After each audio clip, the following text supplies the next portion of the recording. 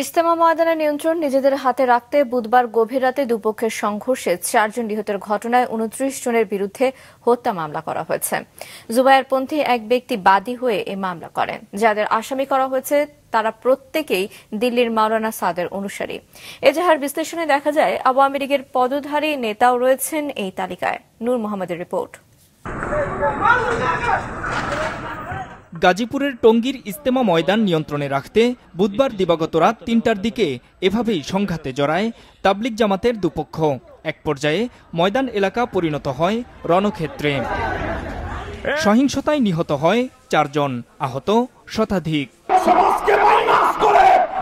এরপর বৃহস্পতিবার 29 জনের নাম উল্লেখ করে হত্যা মামলা করেন জুবায়েরপন্থী SM আলম হোসেন নামের এক ব্যক্তি।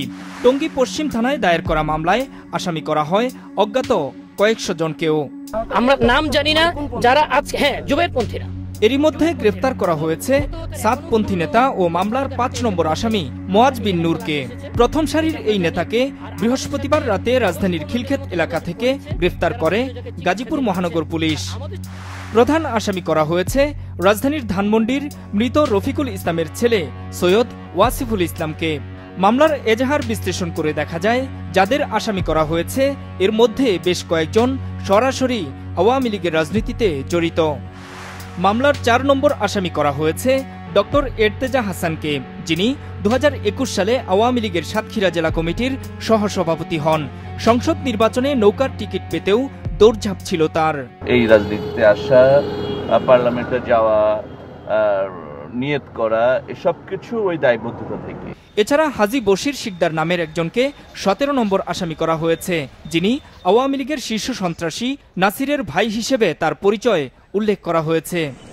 20 নম্বর আসামি করা হয়েছে পল্লবীর আজিজুল হকের ছেলে আতাউর রহমানকে, যার পরিচয় উল্লেখ করা হয় তিনি আওয়ামী লীগের শীর্ষ নেতা ইলিয়াস মোল্লা ও মানিক কমিশনারের ডান হাত।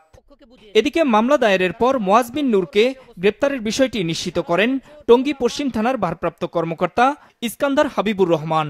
প্রশাসনের পক্ষ থেকে একটা মামলা হয়েছে, মামলা প্রেক্ষিতে একজন গ্রেপ্তার হয়েছে, নাম মোয়াজ বিন নূর।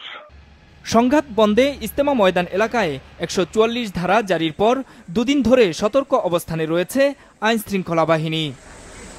নূর মোহাম্মদ, মাছরাঙ্গা নিউজ ডেস্ক।